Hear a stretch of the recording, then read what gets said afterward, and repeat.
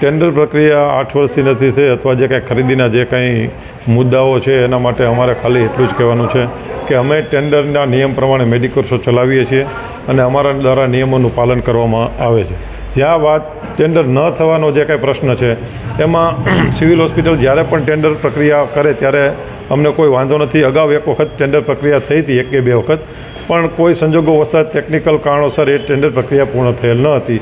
ત્યારબાદ જ્યાં સુધી નવું ટેન્ડર ન થાય એ શરતે અમને મેડિકલ શો ચલાવવામાં અમને મંજૂરી આપી છે એટલે અમે ચલાવીએ છીએ. અને એ બધું જે કાંઈ પ્રીમિયમ સરકારે નક્કી કરેલું છે, ક્યાં કેટલી ખરીદી કરવી, ક્યાં ડિસ્કાઉન્ટ કોને કેટલું આપવું, એ સરકાર દ્વારા નક્કી કરેલ છે. એ નિયમ પ્રમાણે અમે કામ કરીએ છીએ. દર વર્ષે મહિને 7 થી 8 લાખની ખરીદી સિવિલ હોસ્પિટલ દ્વારા કરવામાં આવે છે. જે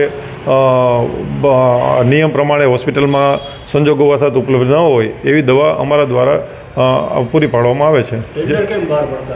હવે એનો તો કોઈ રીઝન અમને ખ્યાલ નથી. તમને આ મેડિકલમાં પોસાય છે અહીંયા મેડિકલ ચલાવવું?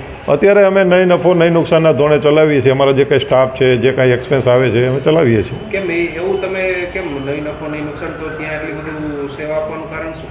નહીં, અમારો બિઝનેસ છે ને, it is the professional business. Business કોણ કરે? હે નહીં, પણ અમારો ભલે ને નફો નહીં નુકસાન નહીં નફો એટલે એટલો બધો અમે માર્જિન સાથે કામ નથી કરતા, પણ અમે ત્યાં જે સરકારના નિયમ પ્રમાણે જે પ્રીમિયમ ભરવાનું હોય છે ભરીને અમે ચલાવીએ છીએ.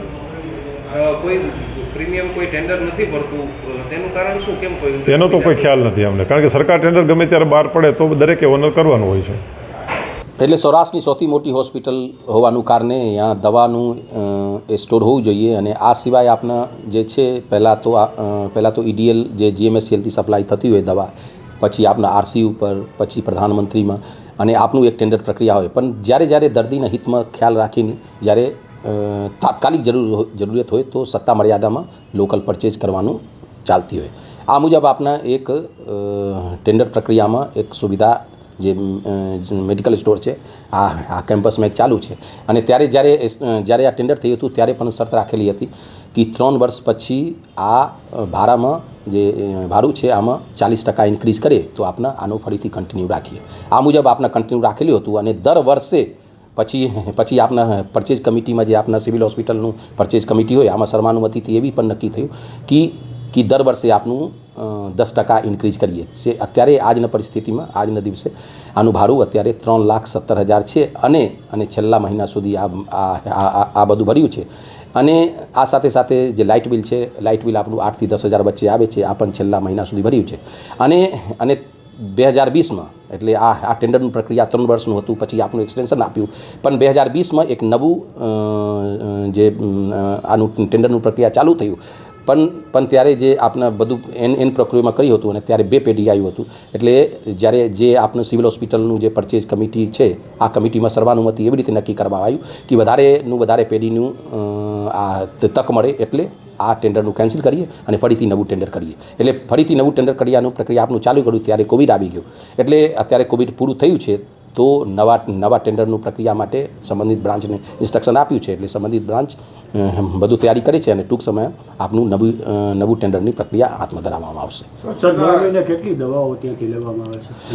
એટલે હું હમણાં કીધું કે આપના 4 પ્રોસેસથી પહેલાં પસાર થઈએ છીએ. પહેલાં તો GMSCLમાં જે એસેન્શિયલ ડ્રગ લિસ્ટ છે જે સરકારશ્રી આપનું આપે છે, મોસ્ટ ઓફ ધી દવા ત્યાંથી આપનું લઈએ છીએ. પછી ત્યાંથી નહીં મળે તો GMSCLનું RC હોય, આ RC ઉપર આપનું ખરીદી કરીએ છીએ. પછી આપના હોસ્પિટલનું પણ દવાનું ટેન્ડર છે એટલે આમાંથી ખરીદી કરીએ છીએ. આ સિવાય આપના પાસે કેમ્પસમાં એક પ્રધાનમંત્રી જન આરોગ્ય કેન્દ્ર છે જે અત્યારે ઇન્ડિયન રેડ ક્રોસ સોસાયટી સંચાલન કરે છે, ત્યાંથી ખરીદી કરી છે. આ 4 પ્રોસેસ પછી કદાચ દર્દીનું હિતમાં ધ્યાન રાખીને જરૂર પડે તો આપના લોકલ પરચેજમાં સત્તા મર્યાદામાં આપનું ત્યાંથી ખરીદી કરીએ છીએ. એટલે કે દર્દીને કોઈ પણ પરિસ્થિતિમાં, પેશન્ટને કોઈ પણ પરિસ્થિતિમાં આનું કંઈ થાય નહીં એવી આપના મનસા સાથે ખરીદી કરીએ છીએ. અને આપના જે સત્તા મર્યાદામાં છે ફક્ત સત્તા મર્યાદામાં જ લોકલ પરચેજમાં ખરીદી કરીને દર્દીના હિતમાં ખરીદી કરીએ છીએ. અંદાજિત વર્ષે કેટલી ખરીદી થાય, આંકડો શું હશે અને મહિને કેટલી ખરીદી?